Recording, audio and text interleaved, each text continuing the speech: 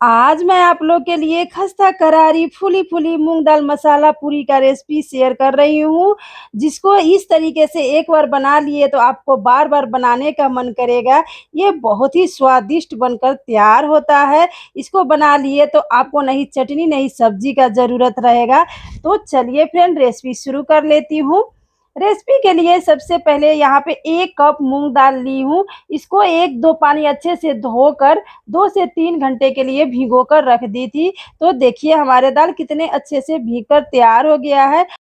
अब यहाँ पे मूँग दाल को पेस्ट बनाना है, तो पेस्ट बनाने के लिए सबसे पहले यहाँ पे एक ग्राइंडिंग जार ले ली हूँ और जो मूँग दाल है अब इसमें जार में ऐड कर लेना है। हाँ फ्रेंड, अगर आप लोग के पास टाइम ना हो तो इसको गर्म पानी में 15 मिनट भी भिगो कर रख सकते हैं। तो यहाँ दाल डालने के बाद थोड़ा-सा यहाँ पे हल्दी डाल ली हूँ और इसको फाइन पेस्ट बना लेना है। तो देखिए हमारे यहाँ पे फाइन पेस्ट बनकर तैयार हो गया है। इसी तरीक़ा का इसका पेस्ट बनाना है।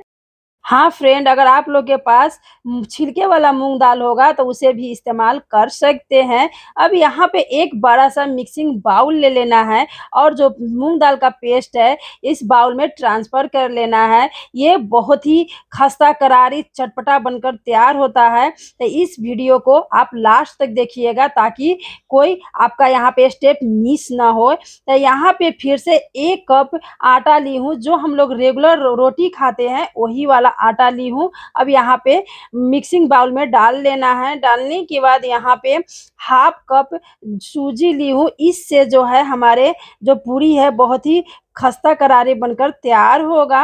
और टेस्ट के हिसाब से यहाँ पे नमक डाल लेना है और यहाँ पे 1 टीस्पून कस्तूरी मेथी का इस्तेमाल की हूँ। आप लोग के पास अगर ना हो तो इसके जगह पे धनिया पत्ता भी इस्तेमाल कर सकते हैं।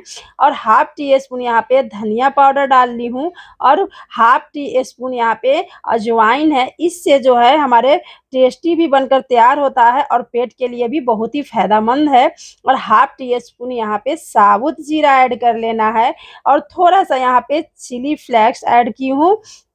2 टीस्पून यहाँ पे सरसों का ऑयल ली हूँ। आप लोग जो भी ऑयल खाते होंगे उसे इस्तेमाल कर सकते हैं। अब यहाँ पे अच्छे से मिक्स कर लेना है सबको। हाँ फ्रेंड, मेरे वीडियो थोड़ा-सा भी अच्छा लग रहा होगा तो एक प्यारा-सा लाइक ज़रूर कर दीजिएगा। मसाला आप अपना हिसाब से भी कम-ज़्यादा कर सकते हैं। तो देखिए दाल में ही हमारा थोड़ा-सा यहाँ पे डो बनने लगा है। तो इसको अब थोड़ा-थोड़ा पानी डालते हुए एक यहाँ पे सख्त डो तैयार कर लेना है। हाँ फ्रेंड, मेरे वीडियो को आप लोग कहाँ-कहाँ से फुल वॉच करते हैं, किस कंट्री, किस स्टेट, किस सिटी से कमेंट करके ज़रूर बताइएगा ताकि आप लोग को कमेंट पढ़ने में हमें अच्छा लगता है और वीडियो बनाने का एक मोटिवेशन मिलता है। ज़रूर से आप अपने जगह का नाम कमेंट में मेंशन कीजिएगा ताकि आप लोग को थैंक्स कर पाऊँ और आप लोग इसी तरीक़ा से अपना प्यार बनाए रहिएगा। डो को अच्छे से यहाँ पे गूँथ लेना है, जिस तरीके से आटा गूँथते हैं, इसी तरीक़ा से फ्रेंड इसको गूँथ कर तैयार करना है ताकि जितने अच्छे से हमारे ये डो गूँथाया होकर चिकना होगा, उतने अच्छा हमारा यहाँ पे पूरी फूली-फूली बनकर तैयार होगा।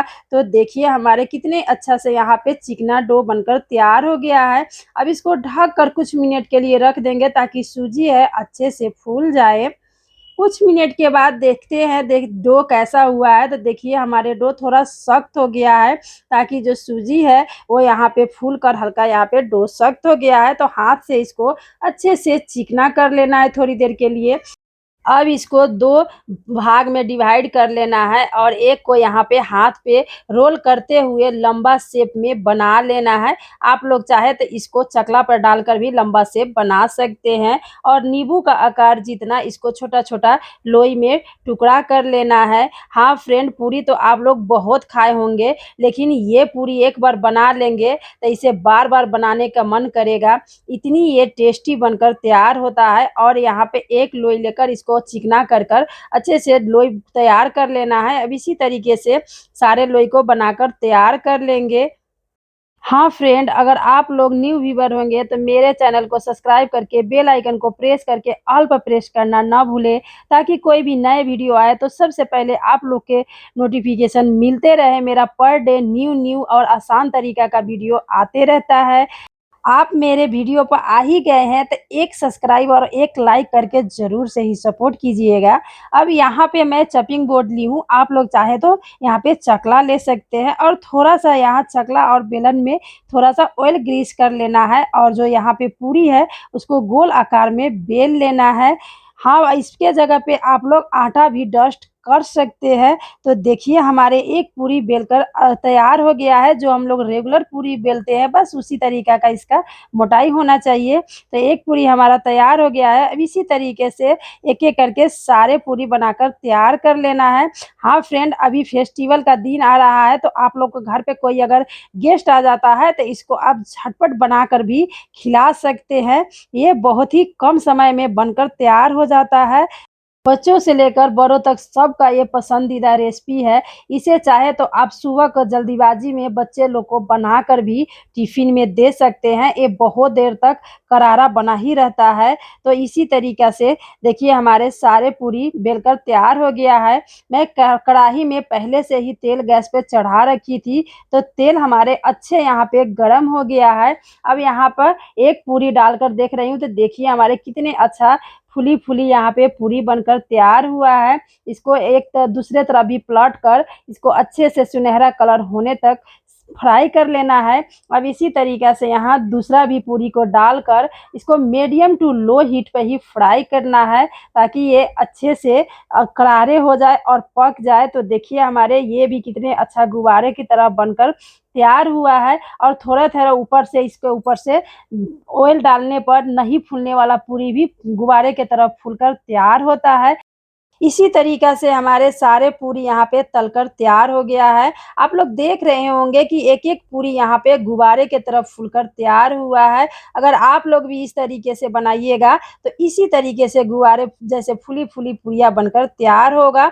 इसे आप ऐसे भी सर्व कर सकते हैं, नहीं तो आप इसको सब्ज़ी के साथ भी सर्व कर सकते हैं। इसको सुबह के नाश्ता में या दोपहर के नाश्ता में भी इसको खा सकते हैं। तो यहाँ पर हम लोग सब्ज़ी के साथ सर्व की हूँ। आप लोग क्या चीज़ के साथ सर्व करना पसंद करेंगे कमेंट करके ज़रूर बताइएगा। तो मिलती हूँ किसी अगले मज़ेदार रेसिपी के साथ। Thank you for watching. Bye bye.